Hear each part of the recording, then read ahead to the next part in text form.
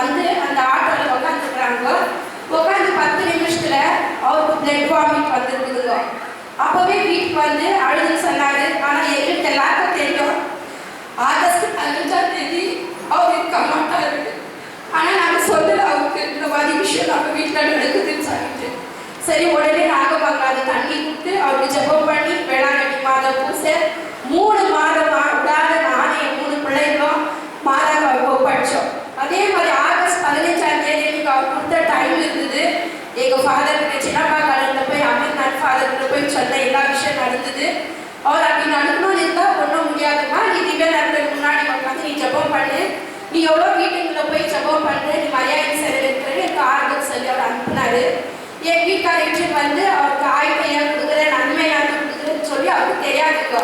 வீட்டுக்கு வந்தோன்னா ஃபாதர் வச்சு சின்ன பூசை வச்சுட்டு எண்ணெய் போட்டு அவர் ஜெபம் பண்ணிட்டு நன்மையெல்லாம் கொடுத்தாரு. வெளியே வந்து கேட்டாங்க, ஏன் எனக்கு மட்டும் ஃபாதர் நன்மை கொடுத்து பூசை வச்சாரு?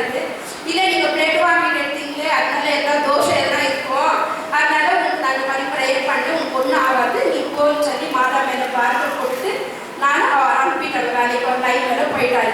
அதே போல் ஆகஸ்ட் 15ஆம் தேதி இண்டிபெண்டன்ஸ் டேக்கு 8:30 மணி மாஸ் 8:30 மணி மாஸ்க்கு போய் நாங்கள் குடும்பத்தோடு வரோம். ஆனால் எல்லாம் சந்தோஷமாக தான் போயிருக்கிறோம். அப்படின்னா மனசுல கவலை. இந்த 15ஆம் தேதி போகிற கூட எங்களுக்கு 3 பசங்களுக்கு எங்களுக்கு நிம்மதி இல்லை.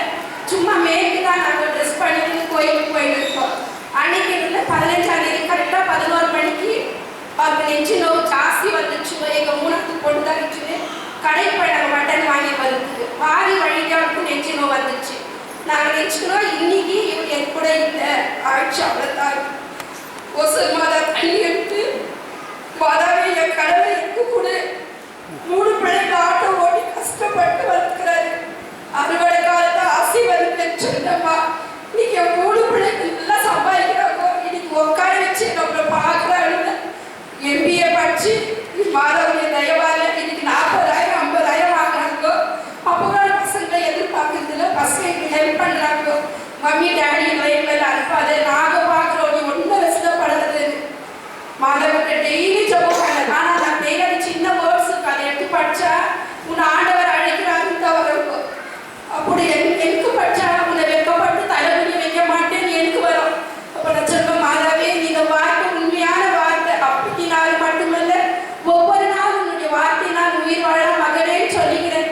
டெய்லி ஒசூர் மாதா தண்ணி கொடுத்து ஜெபம் பண்ணி அவங்க இன்னைக்கு நல்ல மாதிரி இருக்கிறாங்க. அதனால நாங்கள்